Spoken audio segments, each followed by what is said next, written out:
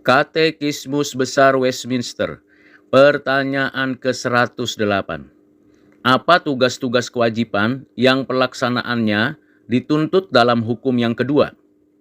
Jawabannya, tugas-tugas kewajiban yang pelaksanaannya dituntut dalam hukum yang kedua ialah: pertama, menerima, mematuhi, dan memelihara agar tetap murni dan utuh seluruh ibadah serta peranata keagamaan yang telah Allah tetapkan dalam firman-Nya, khususnya doa dan pengucapan syukur dalam nama Kristus. Kedua, upaya membaca, memberitakan, dan mendengarkan firman. Ketiga, pelayanan dan penerimaan sakramen-sakramen. Keempat, pemerintahan gereja dan disiplin gereja. Kelima, jabatan pemberitaan firman dan upaya menghidupi para pelayannya. Keenam, puasa keagamaan. Ketujuh, bersumpah demi nama Allah. Kedelapan, dan bernazar padanya. Kesembilan, begitu pula segala upaya menolak, membenci, dan menentang segala jenis ibadah yang tidak benar. Kesepuluh, serta sesuai dengan tempat dan panggilan masing-masing, menjauhkannya bersama-sama semua benda yang termasuk agama berhala.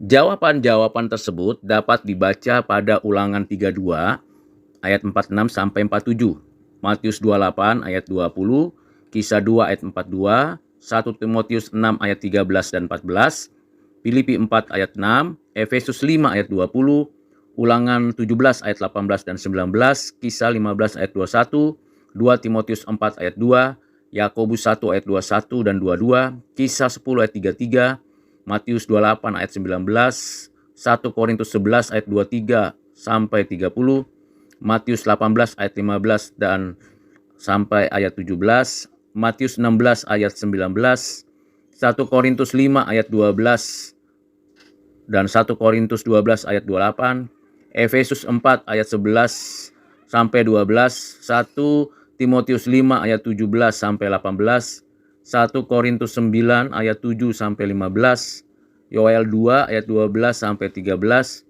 1 Korintus 7 ayat 5, Ulangan 6 ayat 13, Yesaya 19 ayat 21, Mazmur 76 ayat 12, Kisah Para Rasul 17 ayat 16 sampai 17, Mazmur 16 ayat 4, Ulangan 7 ayat 5, dan Yesaya 30 ayat 22.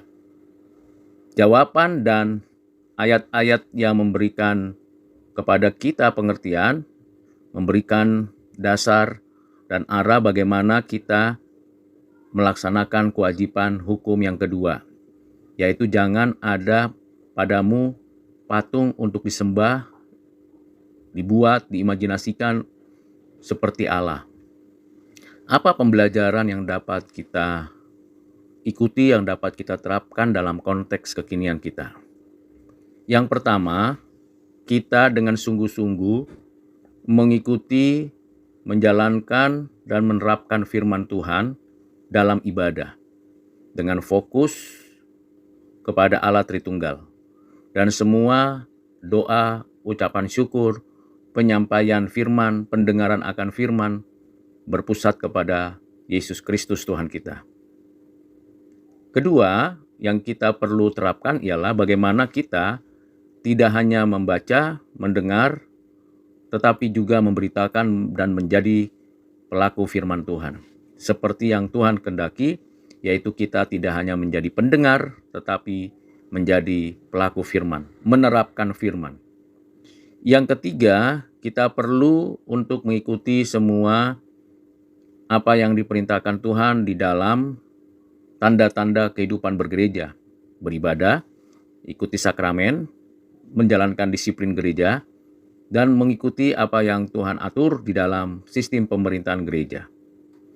Dan yang terakhir, ketika kita berhadapan dengan dunia ini, kita tahu begitu banyak agama, dan di tiap-tiap agama itu ada banyak berhala, dan itu ditampilkan, disodorkan, bahkan ditawarkan kepada kita orang Kristen, orang percaya.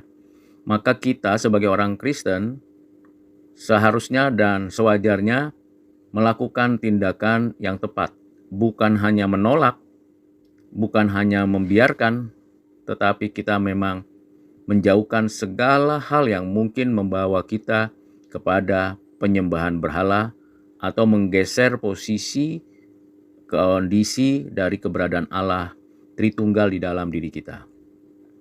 Kiranya Tuhan menolong kita untuk menjadi pelaku firman.